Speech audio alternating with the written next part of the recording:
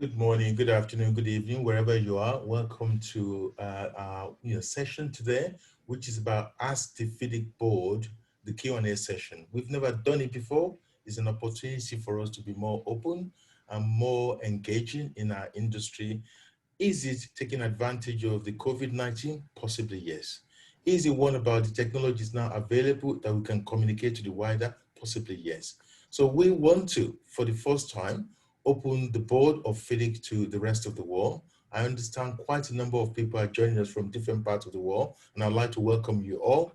We will do everything we can to try and address your question, but bear with us. If we can't, whatever is outstanding, we'll deal with it after.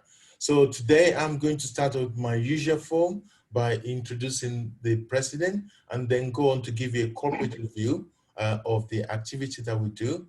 And then we'll have a session where we put few questions to the board member, and then after that, we'll be picking up questions from the floor. I hope it's going to be as interactive as possible, and hopefully that will give us an opportunity to hear your views, an opportunity for you to have the response from the board. So without further ado, considering we've only got 1 hour, it's my delight to introduce you once again to President William Howard. Bill, your opening remarks. Well, thank you very much, Nelson, and welcome to everyone for participating in this first session, or the first time we're having a session on Ask the Board. So again, as Nelson said, it's a 1 hour session, and hopefully it'll be fruitful. We certainly want to hear the concerns and suggestions and questions from all of our stakeholders, and we're again very pleased that you're joining us today for that. It's all part of our effort to be as transparent as possible, to improve communication in every way we possibly can, and in so doing, add value to the services that we provide. Barbara, you're going to put up the next slide there. I just want to acknowledge all of our past presidents, many of whom are with us for this session. Jaewon Lee, Pablo Bueno, Jeff French, Greg Stamopoulos, John Boyd, Jorge Padilla, Dick Kell, Eigel Peterson, and our immediate past president, Alain Bentajak. So welcome. We're looking forward to a lively session, and I'll turn it back to you, Nelson. Thank you very much, Bill, for that quick start. Yes, we've never done it before, but why not? Nothing venture, nothing gain. It's my pleasure to introduce you all to our board member. Of course, you've heard from Bill, he's the president. Tony Barry from Australia has just been elected as president-elect. Looking forward to working with Tony. Liu Lobin from China is vice president. You've got Reyes from what I call the Latin America side. And Aisha Nadar and Reyes just stepped down. And we've got 2 new members who are joining us tomorrow. You've got Gavin English from England, United Kingdom. We've got Mark Pelin, who is also from Netherlands. Or you got Luis Ryan, which is from Spain, and Sawano from Indonesia. And of course, I support the board. So you have a good picture of who the board members are. But actually, to give you a very quick bird's eye view of how we work, the board is the board. They take direction from the GAM. Then we have a number of committees. We got the Operation Oversight Committee. We have what I call the Governance Committee, and we have Nomination Committee, and we have Risk and Audit Committee, which are chaired by each member of the board. But each member of the board are also overseeing different regions. So likewise for Africa, for Asia Pacific, Latin America, and Europe, and including the 2 new regions we are yet to create, there are individuals within our board who are responsible. Mark Bailey for Europe, and Luis for Latin America, and Sawano for Asia Pacific, and up until Aisha stepped down responsible for Africa, there will be a new person. The same group of board members have another responsibility, which is to be the liaison with our committees. We've got 10 committees, which are operational. There's Business Practice Committee. We have the Capacity Building Committee, Contract Committee, Integrity Management, Membership, Risk, Liability and Quality, Future Leaders, Sustainability Development Group, Diversity and Inclusion, and the new kid on the block, International Financial Committee. So we have this committee, and all board members are assigned to make sure that the corporate strategy, the board strategy is driven down into what we do, and that makes different. Quick question on some of the perception in the market. There are issues that will be very successful with the MDPs, no doubt about it. There are issues about awareness of FIDIC and what drives FIDIC. We need to be aware of it. There is the issue about visibility, about our consultant and the people that we ultimately represent. How do we connect to them through the region and through the MA and through the firm?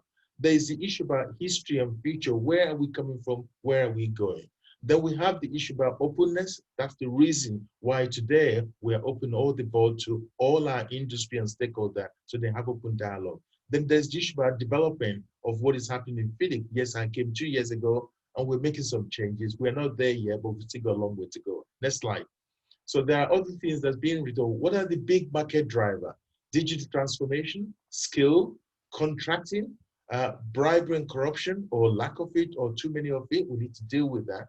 COVID pandemic is a big issue for us to deal with. The role of the engineers in society. These are the big issues coming through from market to driver that we need to deal with. Moving on to the next slide, we have issue about what is our value proposition? How open do we need to be open? If we are not open enough, there's an agenda for us to be more open. The technology help us. The form of contract we use, do we have enough? Should we look into other areas? Should we expand it to be more aware? The webinar we've been doing has been successful. Is there a way we can build on that? We show evidence of that through our GAM that we held yesterday, conferences we had on last Friday and on Monday. The issue about cost in how do we deliver what we deliver at a cost that is affordable to our member and to the industry. Diversity and inclusion, this is critical. The board has been banging on it. It's absolutely important that we need to achieve that. Then the beauty about networking and exchanging of ideas, which is one of the golden principles of FIDIC, best practice promotion of that. So next slide. Now we get to the specific action for FIDIC to look at. Global advocacy, yes, we need to do more of that. Engagement at the highest level of the CEO forum, we need to look at that. Training and global standard are the big issues everybody talked about. We need to deal with that. Our membership concern, how do we listen to that? How do we deal with that? Not only from the HQ, but at the board level, at the committee level, at the national level, at the global level, at the regional level, at MA level, and at seminar level. These are the big issue for us. Next slide. We start to look at the issue of collaboration. We talk about collaboration, the way we deliver. I heard over again and again throughout the conference, the world that we're moving on is now digital. We need to look at technology. This is going to impact our industry. Education, working with education to make sure we increase capacity right from university level. Don't wait until they become gray hair. Then regional advocacy. How do we strengthen what we can do in the HQ? How do we connect our wins at global level to the regional and cascade into the local level and through the MA? These are the challenges and things we need to look at. We've looked at this and we've tried to put that in a strategic plan, which was launched. If you haven't seen it, please download a copy. It's on our website. Next slide.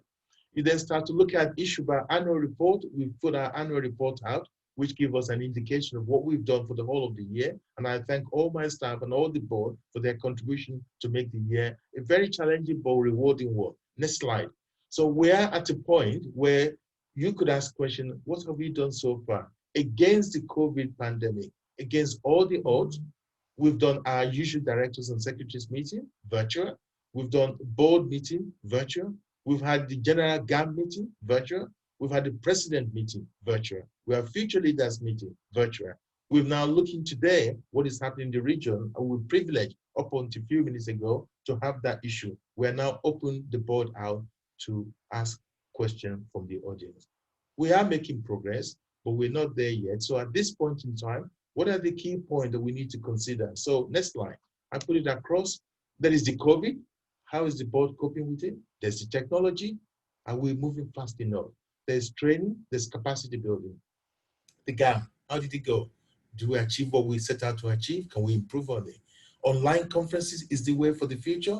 The webinar series, is there going to be a fatigue? How do we move forward? Strategic plan, what is the view of the board? Developing in the future, including the smart contract, is that the way for the future? Credentialing, how do we train more people in more region, more area to be able to address and get forward our capacity building? And then ultimately the issue about quality, integrity, and sustainability. These are the things that our members are keen about. These are the fundamental of FIDIC principle. On that note, I'm going to move on to the next slide. I think I'm going to open up the question out. And I think, really, Barbara, if you bring all the board members onto the screen, I'm going to start off, with a question. So I'm going to start. Bill will come later on, and I'll just start with the question. One of my colleagues is going to put question from the floor, and I know people are busting for questions. So I have a question which is coming up from Amish Goldiscott. Oh, what a friend. Amish, I think he said to me, in Mexico City last year, we heard about the need for more to be done to address the demand side of corruption risk. To complement the effort of FIDIC, members in addressing supply side risk, is it possible to have an update on what progress, if any, has been made in this regard? Who should I put that across to?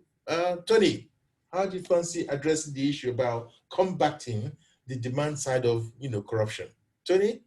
You hand it straight back to the board liaison person who looks after integrity management. Look, I think not enough has been done in this last year, and it's an area that we are still developing our thinking around. But I'd like to broaden the answer a little bit. What's very evident, and it's across all areas of FIDIC's operation, is that people value FIDIC's training and our systems both from an owner's perspective, a consultant's perspective, and a contractor's perspective. And so I do think we have to think a little more broadly that our role may have been at one point to train engineers and participants in projects from the consulting side, but actually we have to broaden our horizons and really start thinking about helping owners, helping consultants, and helping contractors so that they're all working from a level of knowledge of the FIDIC body of knowledge. So they're all working with and consistent with our systems and our processes and our contracts. So it's a slightly different challenge than the one we've probably dealt with today, but it is one we have to address. Thank you very much, Tony. Can I bring Gavin English on this? Gavin, I'm sure you have a view on the subject, or am I putting words in your mouth? Gavin, what's your take? Okay, yeah, thanks, Nelson. And hello, Hamish. I haven't seen you for a while. Good to hear from you. I mean, it's been an endemic issue for many, many years. And there isn't one solution to this. It's multifaceted, the issue, and goes at many levels. And I think there's a role for FIDIC here, because I think we need to change a generation, and we need to focus on perhaps the younger generation who perhaps understand more about the rights and wrongs of this. And it's not just corruption, but it's probably broader than that. It's integrity, in my view. And that integrity focus needs to start perhaps at younger engineers, perhaps through the education process, but supported by FIDIC as they go through their careers. And FIDIC has done an awful lot around on the training side, and I believe we could do a lot more focused largely at this issue on the demand side. And we talk about developing countries, but it's not just developing countries, as we know. It's worldwide, and this is, and FIDIC is worldwide. So let's face it, it does come into our remit, and there is a lot more we can do.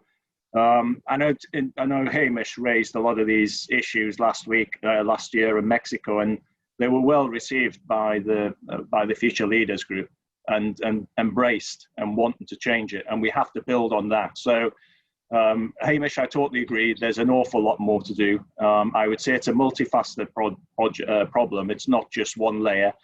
One part of that solution is to focus on the younger generation, but we have to change it throughout the demand side.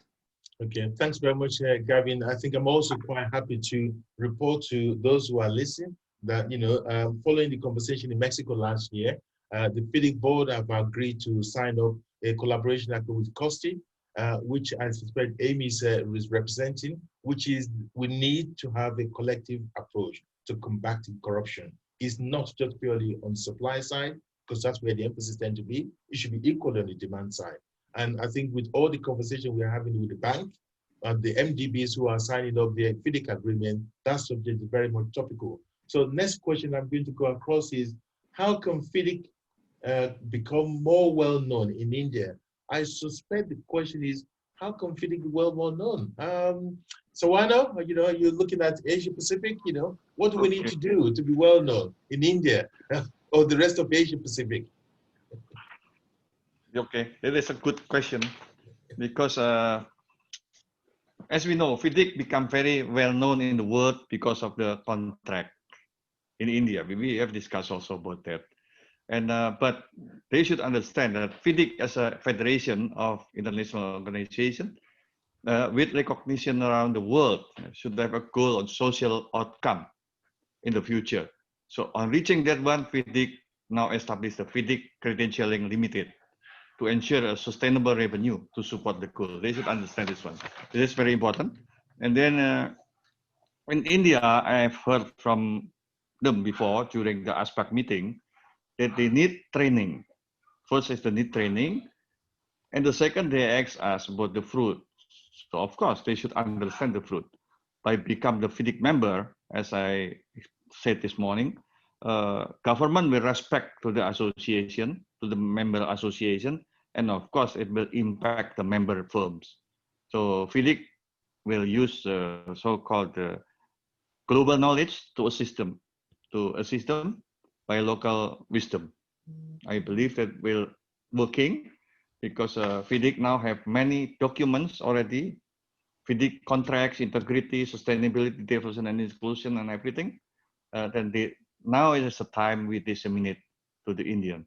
Okay, thank you very much. I suspect the other question that I can put across onto it is that our source of knowledge and visibility in each country comes through our member association. That is Consulting Engineering Association of India, CAEI, if I've got it right. So they are the arm and the face of FIDIC in India. And so if you don't know much about them, please try to get to know them. You can get their detail on our website, give you an opportunity. But the FIDIC footprint in each country is through the local association. So I think the message that I'm getting through, we need to work with our local association to make sure the FIDIC brand and FIDIC activity are well established. So next question I'm going to pick up, this is from Adikari. Is FIDIC planning to extend trainers training in all member countries in 2020-2024 plan? And secondly, considering the low capacity of least developed countries, can FIDIC offer training and trainers training at a reduced price? So who is dealing with capacity? Tony, should you pick that up, please?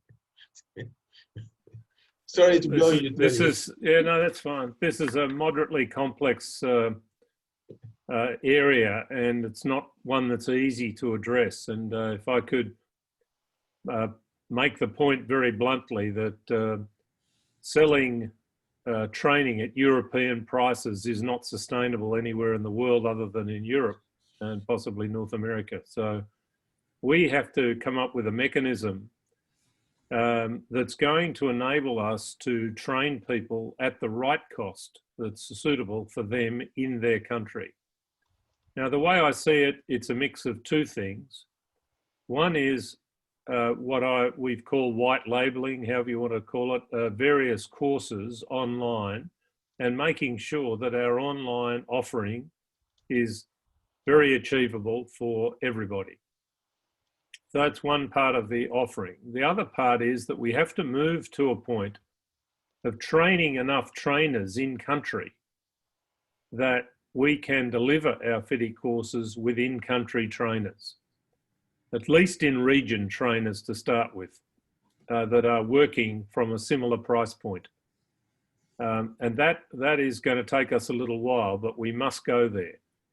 Otherwise, we will continue to, unfortunately, not be able to extend the reach of our training to the rest of the world. And that's what we've got to be able to do if we're truly global. I spoke about inclusivity yesterday in the statute changes. This is one aspect of inclusivity, in my mind. It's one we have to address. Thanks very much, Tony. Just to add on to that comment, FIDIC is set up a credentialing entity. The whole idea of trying to do that is to make sure we can expand the capacity of trainers, adjudicators, and engineers who can actually use FIDIC contract. We'll hope to have this officially launched in the last quarter of this year, stroke early next year. And this should help to increase the population of trained trainers and enable trainers to deliver at an affordable price in different parts of the world. So it is not going to be sending somebody from Europe to train somebody in countries where it's very expensive. We need to combat that. And the bank, particularly the World Bank, African Development Bank, Asian Development Bank, they are asking for us to train. And it's our job to make sure we do that. There's another question from the floor, which basically said, is FIDIC planning, is FIDIC planning to extend trainers trainer in MA countries in 2024? The answer is yes, we are planning to do that. And then the other question, how can countries like Nepal benefit from FIDIC, e.g. leveraging on individual registration fee? Who is membership? How can people from Nepal benefit from FIDIC, leveraging on individual registration fee? I suspect the question is about membership. How can the individual have a better connectivity to FIDIC? Sorry to put that on. Can I make a suggestion? Is that Mark Pelly? Yeah, so to be connected and showing the value, that's the question to MAs and then also to the industry. I think is very key, and what we've seen in COVID is that, let's say, we bundle our strength and also in lobbying and creating that voice to governments and to all our stakeholders. I think that's also what you see when we talk to firms, member firms. That's really a crucial value, because as a member firm, you cannot have that strength by yourself, and that's a collective effort. And I've seen many member associations over the last couple of months, half year, where, let's say, we bundle together also with the contractors industry, with other associations, and have a direct communication with ministries of infrastructure, ministries of economy, in, let's say, making sure that we can together can battle this crisis that is coming out of COVID. And what we've seen is that every effort has been taken. I've seen it in many countries in Europe, but also when I listen to other board members, it's happening as well across the globe, that we're very close at this stage during COVID to our stakeholders. And I think that's very valuable. We heard it directly back from CEOs of large member firms that they really appreciate now seeing that the MA is stepping up.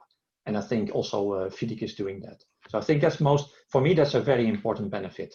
And besides, let's say, the contractual aspects, we talked about the many products that FIDIC has, that we are promoting, and that has created our brand. And I think we can disseminate that brand also and work closely together with the MAs to create let's say, much more our voice, to show our voice, and to let FIDIC speak about the main topics of sustainability, climate change, and how we can address that globally. And it's also a topic that I think we need each other, and that it's creating value. Okay, thank you very much. I'm going to ask the next question. You go to Sawano and possibly to Lou. The question is, would you agree? I suspect actually the answer should be yes. Would you agree that protecting and implementing the FIDIC Golden Principle in projects worldwide is important in highlighting FIDIC's integrity, as well as its fairness and reasonableness in the balanced approach to the contracting process in general? Sawano and Lou, what's your take on that question? Lou first. Lou, you go first? Please, Lou. Do we have Lou there? Sawano, I think you may have to go. We may have lost Lou. Okay, quickly. Or Tony. I'm quite happy to offer a view here, Nelson. Yes, and it's built on the idea that the golden principles are a great place to start, but we need to extend the FIDIC contract offering well beyond the current suite of contracts to pick up collaborative contracting and various other sorts of contracts if we are to succeed in getting those golden principles rolled out globally. Because without the companion forms of contract that are used in many parts of the world now that we don't have, without them, we won't succeed. So I don't have a problem with the proposal. It's just that a lot of work's got to be done to get different forms of contract, PPPs, collaborative contracting and various other things in place so that we can have that global footprint. Okay, thank you very much. Is Swan or is Lou back in? Okay, I'm just going to put a supplement to that from Tony. Thanks very much for that, Tony. I suspect it's fair to say, Tony talked about collaborative contract. Increasingly, we listen to the MDBs and private sector. I think it was on Friday on a conference talking about, PPP and different both into primary infrastructure and secondary infrastructure. And so the idea of PPP contract, I think that fits into the, so that's a suite of contract that Tony is talking about, or even issue about EPCM, which is for big contract that is happening all over the world. And so that is very critical that we need to be able to extend the suite of contract that we have. The golden principle, as far as I understand it, is really about not changing the balance of the risk that is built into our contract form. So this is absolutely important that we need to push that. And it's interesting in all signing the agreement that we put across to the bank. The banks are very keen that those golden principles are upheld. So to me, I think the answer is yes. I'm going to try and pick up another question from Ashley Buddha. What about translation problem? In some countries, the official language is different and the translated documents are not accurate. This creates a problem where using the official language is imperative. I suspect, I'm not quite sure who's going to pick it up. I can pick it up, but Sawano, do you want to pick that up? Translation or FIDIC contract? Okay, yeah. Yes, thank you.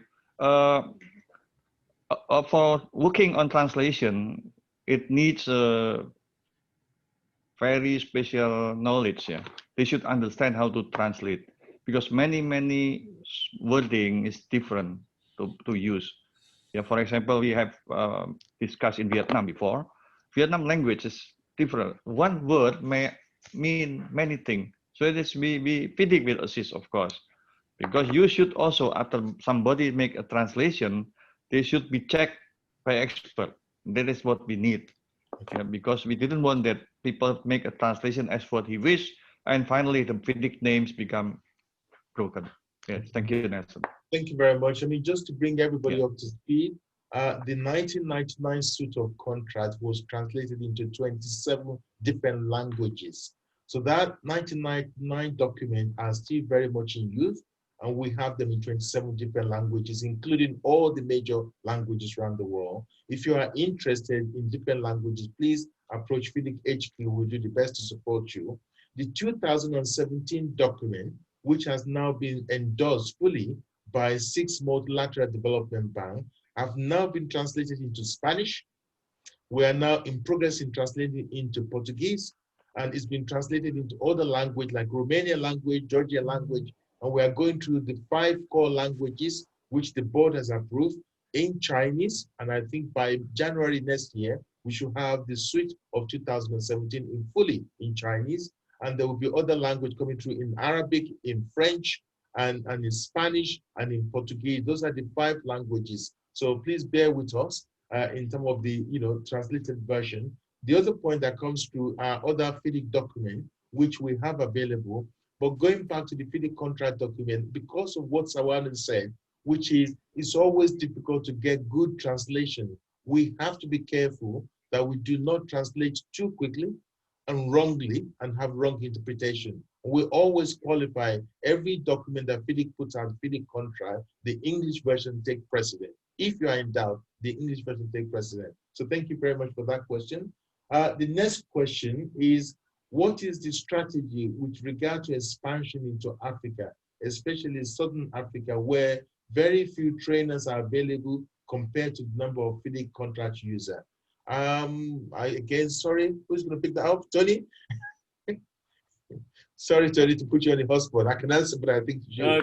Well, I think the answer is yes, we must go here, and we have only just reconstituted our capacity building committee. We've got them setting up a competency framework right at the moment so that we can offer the broadest range of training that's available. And obviously we need to address the issues with MAs as well to make sure that they're comfortable and that it is compatible with their direction. But that work is a substantive piece of work, and at the moment, we're making progress, but it is a little slow.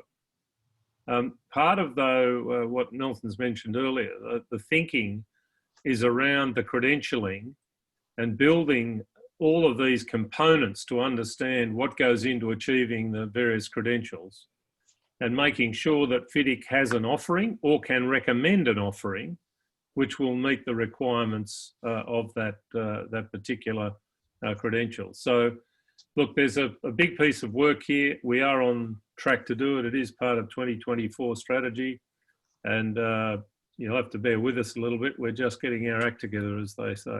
Okay, thank you very much, Tony. Now, Gavin, it's a question for you. And this is, I think, we've just formed of the new IFI committee, which I keep calling the new kid on the block. And this is quite strategic in the sense that we've also signed agreement with 6 MDBs, and the list, you know them there. How do you foresee the IFI committee work and making it connected to the regions and making it connected to the MA so we can get the true benefit of the committee? Gavin. Yeah, thanks, Nelson, and thanks to whoever posed the question. It's a great question at an exciting time within FIDIC, because as we're looking at regionalisation, we're looking to appoint individuals in the regions to have direct contacts with the regional MDB individuals in that region as well.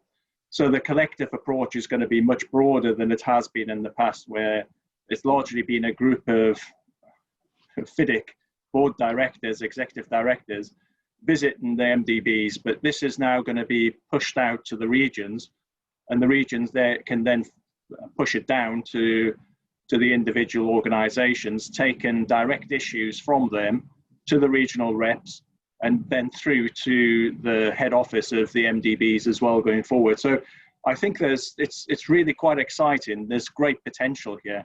What we want to do with the MDBs is have a much stronger relationship across a range of different initiatives, and looking at not just contracts, but strengthen our relationships around anti-corruption, bribery, integrity, but also about sustainable development and other things as well. So I think it's quite, I get quite excited about this particular initiative with FIDIC, and the timing is perfect to roll this out to a much broader scale right across the globe. Thanks very much, Gavin. There's another question for you, Mark here. We are responsible for the future leaders, and Gavin signposted the issue about the future leader. Did some fantastic presentation in Mexico last year about bribery and corruption, or how not to be involved with bribery and corruption. And the future leaders are supposed to be the future. So what's your view about the way forward for the future leader? What role do you think they can play in helping us to get our message across as the liaison person? Mark. Yeah, excellent. Thank you, Nelson. And it's great actually to talk about the future leaders, because we need them at all stages within FIDIC. What we've seen, and I get very enthusiastic about the future leaders, because they're so organized. It's a group of 22 committee members across the globe, very connected, and it's very inspiring to work with them. That's why we also decided as a board that the chair of the future leader is joining our board meetings, so we can have their views and they can bring back also, let's say, the topics to their future leader organizations and to the MAs, back to the MAs to discuss with us. I think one example, you mentioned that their views on bribery, and it's also mentioned by Gavin, it's so key that it's part of your education. And to have their views on how we can really implement that and bring it very close to the, let's say, the graduates that come on board to the firms and really get their first experience with how important it is to do fair business. And so that's key. And I think another example is that future leaders contributed very well to the State of the World reports, let's say, looking at climate change and how we can mitigate the effects of climate change. And I think climate change is something that is really, I think, what the board was involved with also through our President Bill at the beginning of this year. And I think it's a theme that is really a global theme, and we see it almost daily, what the climate is doing to us and how it affects society. And I think it's really key that the future leaders help us and support us in their initiatives and ideas, because we need creativity to solve these kind of problems. Thanks very much, Mark. I know, Bill, this is one of your pet subjects about the state of the world and the future leaders. Have you have anything to add on to that particular subject? Bill? No, the State of the World reports is an initiative that I'm anxious to get moving again.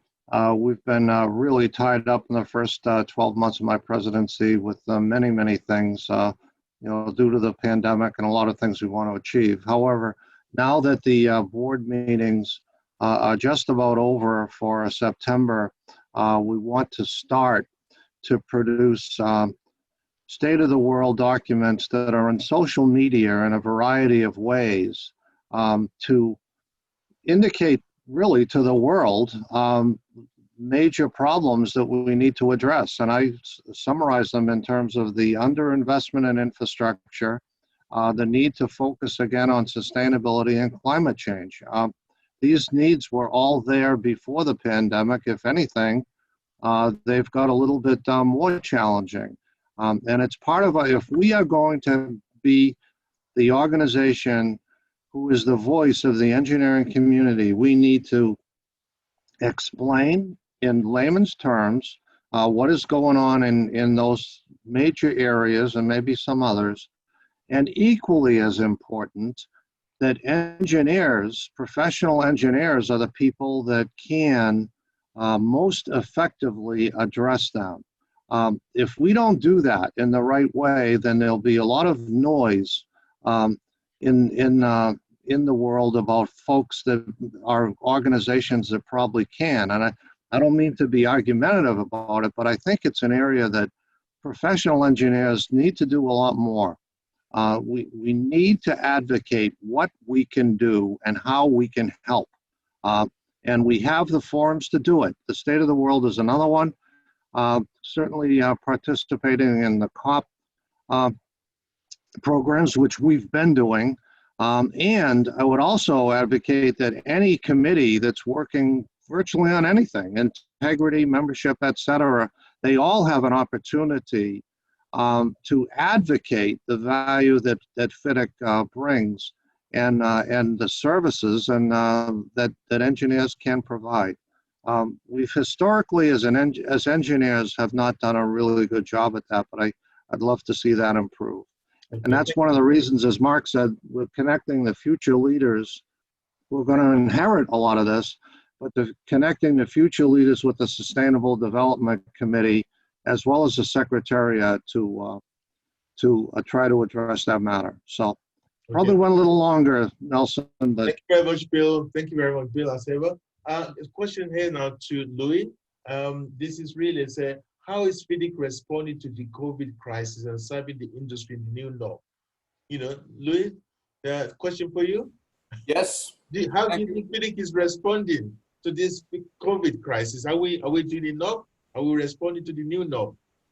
Well, obviously, I cannot say another thing, but I'm absolutely proud about the response of FIDIC in this crisis. I think that the effort made during the previous months has been amazing. The amount of webinars, the amount of documents, the orientation for surviving to the crisis, how to solve the problems on the site, on the office. So many regulations, so many documents that we share from one region, from one countries to etc. So in my opinion, has been absolutely in accordance with the expectations of all the MAs. Thank you very much for that comment. I've got John online, and John is not actually a board member, but John has been an observer of the board. There's a question here which is actually directed about the board functioning. John, are you still there? Do I sense you are with us? I can't seem to see your face. John was the chair of the director and secretaries, and I do believe that there's a question coming through which basically says, how does the FIDIC and the industry highlight better the absolute necessity of infrastructure investment in assisting the global economy recovery? John, are you there to answer that? If you're not, John, I'll put it across to Tony. Tony, are you there? Tony, I haven't lost Tony, have I, as well? Yeah, go again. Yeah. John's back. John is back. Okay, John, let me rephrase the question. John, how does the FIDIC and the industry highlight better the absolute necessity of infrastructure investment in assisting the global economy recovery? John. Well, I think one of the things we can do is that we have a number of MAs that have done a lot of great research in this area and work with other organizations, and we got to find a way to facilitate how we share the evidence that makes this case. And the challenge we had, and I spoke about this a little earlier this morning or afternoon, wherever you are, is that we have MAs that have lots of resources and a lot of ability. We have MAs with public relations people, with government relations people, with researchers, and we have some that are run fully by volunteers. That doesn't mean that those associations are less worthy or need advocacy less. And we've got to find a way to build capacity and share across the federation. That's the value proposition of having a federation. But the one good news about our industry is we tend to be on the side of angels. There's very few people that are against infrastructure. It's a question of how important it is, where it is, and I think there's a very strong and compelling narrative that we can assemble as a federation. There's a reason. There's a reason when nations are at war, the first thing they try to do is take out infrastructure. So conversely, if you want to grow an economy, if you want to have a prosperous economy, you have to invest in infrastructure. And in fact, we have evidence in Canada that every dollar invested in infrastructure results in $1.20 in GDP. And this is the body of knowledge. And maybe if there's a way we can build a stronger body of knowledge that we can all draw upon, I think that's part of the solution. And training the associations. We don't all have government relations managers. We don't all have advocacy. So if we can cross-train and using the directors and secretaries to cross-train against the MAs or to make services of pooling our resources and making these sorts of resources available, I think that will strengthen us as a federation and conversely our advocacy. Thanks very much, John. Yeah, go on. Who's that? Yeah, just to add to that, it's Tony, just to add to that, I think there's another risk here, though, that we need to be very aware of, and that is that COVID-19 has changed the way we work, where we work. It's changed transport patterns. It's certainly created a very interesting situation with regard to CO2 and NO emissions. And so actually demand might have moved significantly. And I believe that we will see significant re-examination of the need for infrastructure, what is required, where it is required, and when. So we do need to be very sensitive to that. And I think it's not simply a matter of beating the drum of infrastructure, but it's a matter of being very clever and smart about what it is we promote, because I think we are going to come under challenge in some of our more traditional areas. Okay, thanks very much, Jenny. I'm going to put next question. That's an excellent point, though, if I may, Nelson, and a real opportunity. If people are going to be working remotely, we're going to have a lot of office space in urban areas and downtown areas. And this creates an opportunity because where the price of real estate has traditionally driven the middle class out of the middle of cities and urban areas, this is an opportunity to reintroduce the middle class. And if you look around the world, cities that are successful, cities that are livable, are cities that have the ability to retain their middle class. And I think that's a real opportunity for our industry to make that kind of rethinking of our cities happen. So it's exciting. It can be exciting for us as an industry. Thanks very much, John, for that. There's a question there about the board functioning. And so how is the board meeting and functioning effectively during this current crisis? Can I put that to Gavin? I wasn't going to put it to Tony because Tony is responsible for governance, but I'll put it to Gavin. Gavin, is the board functioning properly? Notwithstanding all this COVID, are we responding the way we should do? Are we doing the things we should be doing? How difficult or easy has it been? Yeah, super question in actual fact. And, you know, nobody expected to be where we are in this over the past 6 months. And at first I was quite a little bit skeptical about running board meetings. And to be fair, we've had more board meetings this year than we ever have had in the past. We've had emergency board meetings, understandably. We've had operational oversight committee meetings. We've had risk and audit meetings. Nelson's very demanding for those who know that. And I've just been amazed at how effective they have been. And we've got through an awful lot as a board. And yes, there's a big commitment from all of the board directors to doing that. But, you know, it is working effectively. And I just go back to the last board meeting, which was end of last week, I think, middle of last week. And we set out an agenda, Nelson, and quite a comprehensive agenda. And Bill does a great job of chairing the board. There's absolutely no doubt about it. And, you know, we looked at this agenda and we're thinking, okay, so we've got 4.5 hours, but this is probably going to take longer than 4.5 hours. But we got through all of that business in probably about 3 3/4 hours, maybe a little bit more. It was chaired very well. The board directors, the executive directors, are extremely well behaved and focused and well read. And it's that well read that helps that functioning it goes so smoothly. The secretariat that we have now is absolutely amazing. The documents they produce and the information they share with the board members, that each board member is fully briefed and ready to contribute. They've already thought through the issues. They've already got some thoughts and ideas. And yes, they may not all be good ones, but that's the whole point of the board. You know, you discuss ideas, you don't reject anything, then you get to the right solution. So I think the board is functioning extremely well. And a lot of the credit goes to Nelson, the secretariat. A lot of the credit goes to the board directors and Bill in particular in chairing that board. But I don't know, maybe the other directors think something differently, but I think it's a success. I think we've got to be very careful, though. We lose a little bit of efficiency with celebrating birthdays. A bit of an inside joke here. Well, thank you for that, Tony. But I mean, the truth of the matter is, I think I would say that I'm very fortunate to have very efficient and dedicated board member.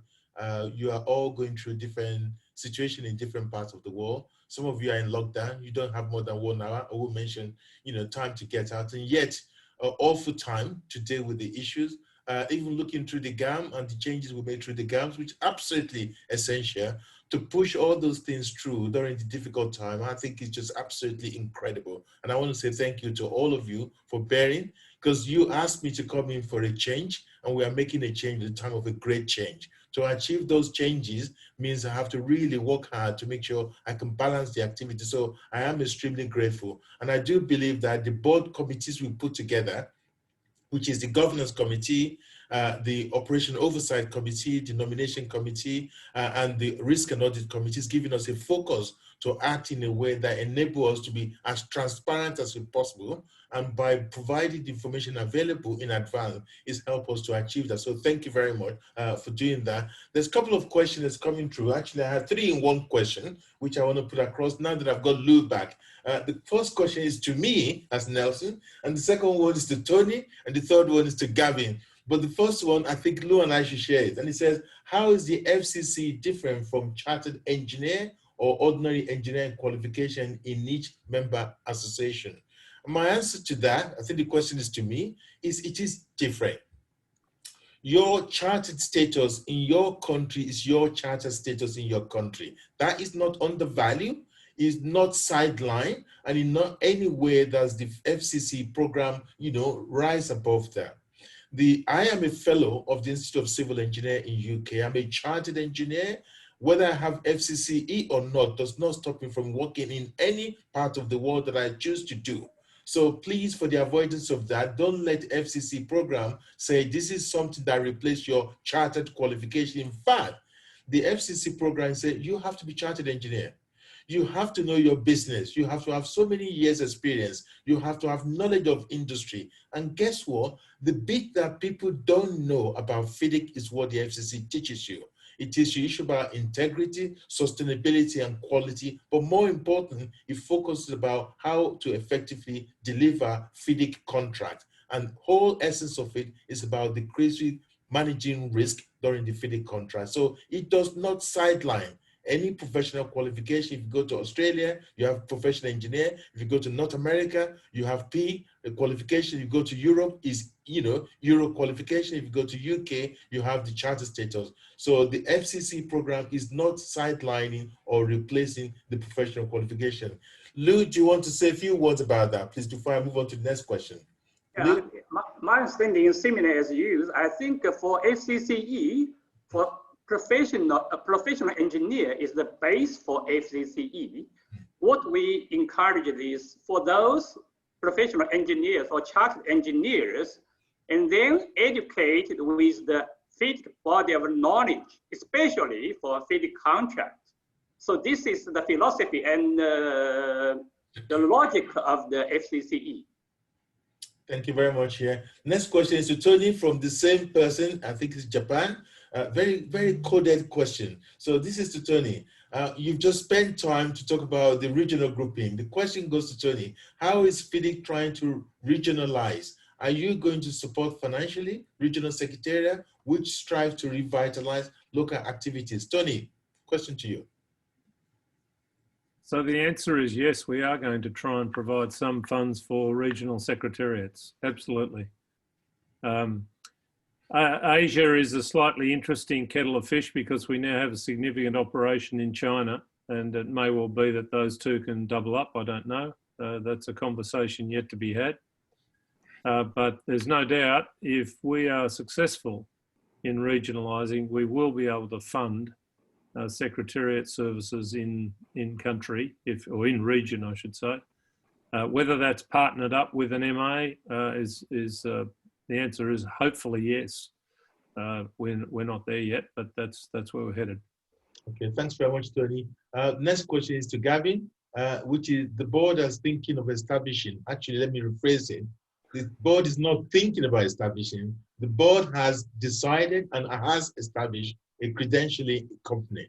The question is, are you confident this is the right time at the present for FIDIC to invest in new company? Gavin? Yeah, okay. I think this is precisely the right time to do it.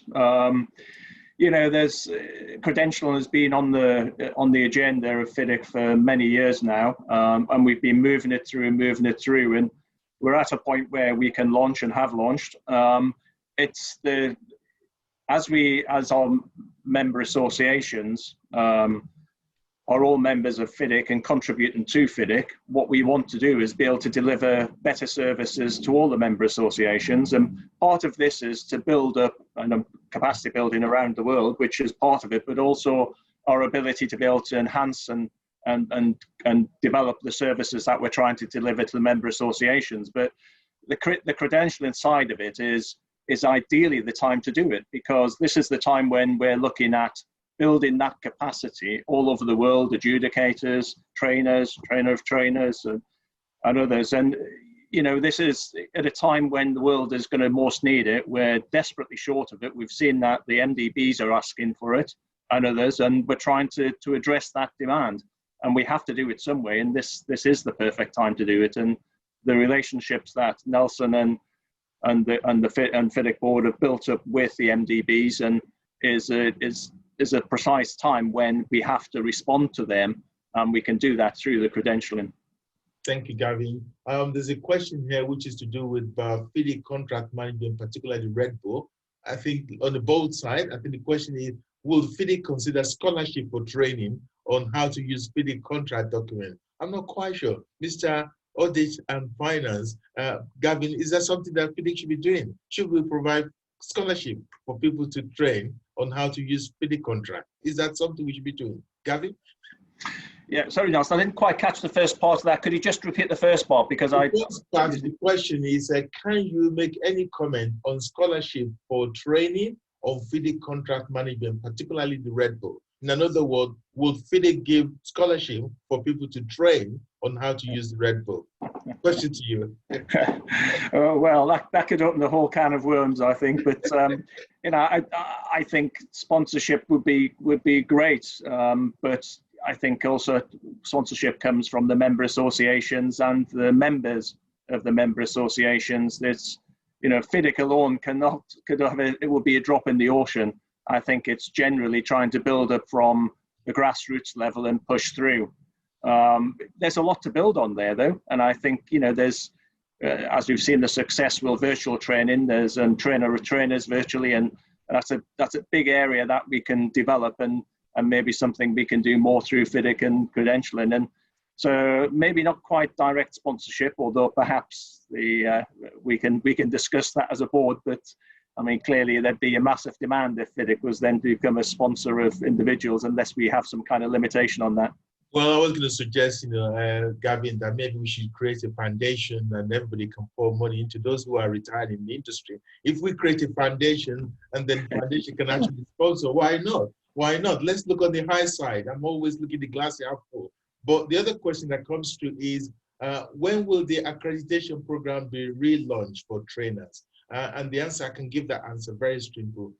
We haven't done any training of the trainers since 2015 for historical reasons, because we tried to get this credentialing into it. We haven't actually qualified more adjudicators since 2016, but I can tell you that we are looking to officially launch that by the end of this year, but we'll be operational from January 2021. So the answer for that. But I'm conscious of the time, and I know there's a lot of questions coming through, but I want to put one question to all members of this board, and I think I need your specific answer to this. Notwithstanding the challenges we face at the present time, how confident is the board about the future health of our industry and the global infrastructure sector? In other words, where are we going in the future, and how confident are we? So I'm going to start with those who haven't said anything in the early part. So Raesh, you there? Your view, how confident are we as an industry on the high note? Raesh, you there? Can you speak? No? Can you unmute? I can't hear you, Raesh. Now I'm going to move on to Louis. Louis, what's your take? How confident are we as an industry? Absolutely confident. Thank you. And this is because we are here. We are passionate of this sector and this industry. So, John, what's your take? The future is green. Well, it certainly can be, but back to Tony's point, if we're prepared to be agile, because it won't be exactly the same things we'll be asked to do, but if we can adjust, or better still, anticipate, then I think we're in very good shape. Mark, what's your take? You were there, you hosted one of the conferences session, and you heard the speaker. What's your take? Yeah, of course, I'm very positive and enthusiastic, Nelson, of course, because we are at the cross section and in connection with all our stakeholders in the construction industry, and we have a very important role to play to design and also help building up the society also after COVID, where I totally agree with Tony, where a lot of things will change, and we need to really stop and think about how the infrastructure will, what will be the needs and the requirements. And I think there's two things to it for the engineers. One, we are a bit modest and technical from origin. So I think we need to be entrepreneurial and visible. And that's something that we need to work on. And I think FIDIC can play a great role in that. Thank you very much. Tony, what's your take? Future is bright, orange. Which one is it? I think it's bright, but I'm a little cautious about the change in the demand side. I think that is very different. What I am I've lived with, I guess, the whole of my life is this idea that the more money you have, it appears that the more money you put into your house. And so it is with countries. The more money the country has, the more likely they are to build better and better and better infrastructure. And I do think that's almost self-fulfilling, I'm afraid. And in many cases, infrastructure is built without really demonstrating a sound economic case. It's just because we want it. And we must have it. So our human nature will ensure the future of our profession. And I'm very optimistic about it, but we do have to be agile to the change that's going to take place as we come out of COVID. Thank you. Lou, the GDP growth is now just single figure in China. Can we make the rest of the world to be single figure but still growing? Is the future bright? What's your take, Lou? Of course, from my point of view, we're looking for a bright future. Anyway, the challenge is there, but don't forget, infrastructure always is the key driver for the economic recovery. For the globe, never mind for global, regional, national. So this is the, let's say, a trend cannot be changed forever. So, Wano, what's your take? Are we looking for a good time up ahead, notwithstanding the challenges? Yeah, thank you very much, Nelson. I just because about to answer the questions about that one, about the how can FIDIC, maybe FIDIC can finance or give the scholarship of something. I can explain to the gentleman that FIDIC is a federation of member association, so we can facilitate. Yeah, we can facilitate the member association, especially to bring them to the chain of activities, to make them exist in the government point of view. And the second, for the member firm, after we support the association of course will conduct the training, because the training is in the country, of course, should be done by the association. And also from the integrity matters, this is very important. My coach James asked me to say, because sometimes we have different understanding about the meaning of corruption and integrity. We should give facilitation to the association, not directly to the member firm. So I take it. Thank you very much. Thank you very much. The future is bright. So I'm going to go for Gavin. Gavin, are we looking to upbeat and notwithstanding the COVID-19? What's your take? Yeah, I think there's a lot of unknowns. Unknown unknowns, I think somebody coined it as. Yes. And also picking up a phrase from Solomon, it's the time of the engineer. And I agree with that. It's different challenges. COVID's opened our eyes and perhaps changed habits around the world. And, urbanization is still going to be an issue. What type of facilities we provide in those urban environments is a question, and perhaps different to what we thought. And that urbanization is going to be more in developed and transitional countries.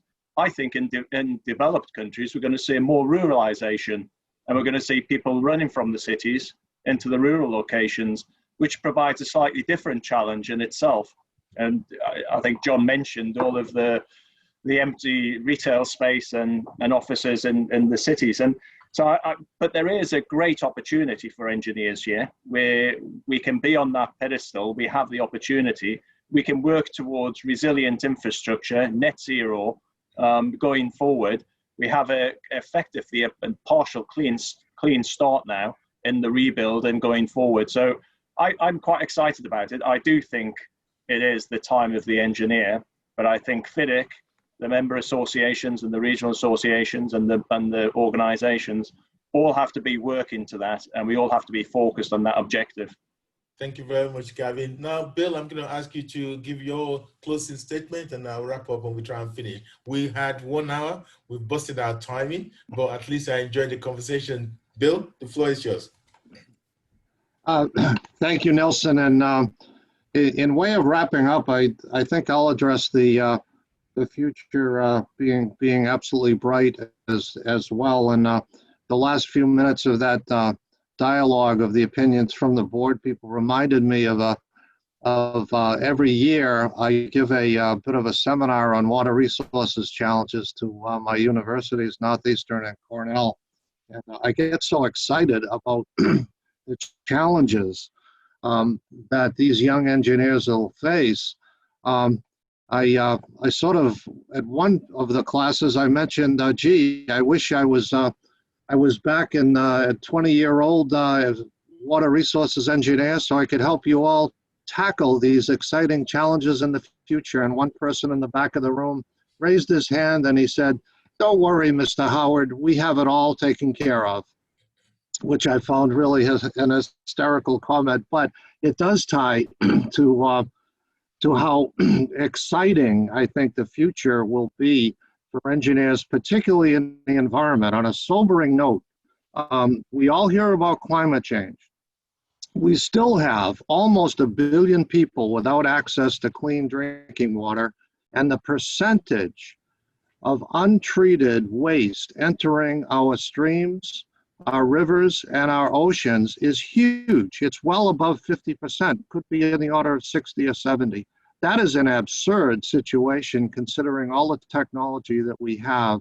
And that existed before the pandemic, it exists now, and it creates huge opportunities for us. I also personally think what Gavin mentioned of what is going to happen with urbanization. Before the pandemic, most people were figuring that most of the population would be entering cities. I'm not so sure that's true anymore. So there's a lot of change, but there's a lot of known challenges that we have to address. So that was sort of my excitement speech about where the future of engineering is. I just want to close with the thank you very, very much for the quality of questions that we're getting. And that there's an overall theme of the last 2 weeks of the dialogue that we're hearing in all sorts of forums. It's incredibly positive. We're just getting inundated with great ideas, and the level of dialogue is really terrific. And thank you very much for sharing that. So back to you, Nelson. Thank you very much, Bill, for that closing statement. I've just been reminded that, please do keep an eye on the FIDIC website and our social media for the very latest on FIDIC activities and initiative. And please, also keep sending us your feedback to make sure that at least we're up to speed on the issue that we need to deal with. Having given that sort of a pitch, just let's start off. I started this particular session to say there is a demand on us to be more transparent. We had a discussion with the board who basically opened themselves up for questions to be put across any question. And I thank all those who participated in this program in putting your question forward. I believe the board did their best to try and address that. There may be issue that is burning that you haven't been able to put forward. Please don't hesitate to drop me a note or drop any member of my board in, and they will do our best to try and address that. There's a lot of things that was talked about today. We talked about issue about the demand side of the corruption by Amish. We started on that, and I heard the word that we need to look at education. We need to look at, focus on demand side. We need to take a worldwide issue about training, and this is very critical. We talk about what about India and countries, how can we FIDIC be known and visible? I echo the issue that is important. We need to work through our member association and increasingly through the region. So we need to get our FIDIC body of knowledge out as a point where people understand what FIDIC stands for and how best to connect to FIDIC. There were a number of issues about train and trainers and cost effectiveness of that. And we talked about how do we get the product out? How do we empower people in different regions, which I think is quite important. And I think Tony and others talked about the role of the credentialing and how we're going to move that credentialing to help people to increase their capacity to deliver. And I think the big buzzword is that there will be always a role for engineering. COVID will come, COVID will go. There will be another challenge. Engineers always rise above that. So I hear the word, and the word is, this is the time for engineer to be bullish and to be seen as a solution provider, and more important, to be at the table to ensure that whatever it is in the resolution of COVID challenges, both social and economic infrastructure, we are at the table to help to make sure we do our advocacy and we can get our message around. So on that note, I want to thank all participants. I also want to thank all the board members and my colleague, John. I woke you up very early this morning. Apology once again, and Bill. And thank you very much for all your time. I want to also take this opportunity to thank all my staff behind the scene to make sure we are on time and we are on cue. This is absolutely important. Without you, this would have been absolutely, absolutely impossible. So thank you very much. And thank you to all the audience. Before I lose my voice, take care wherever you are. Be safe. God bless.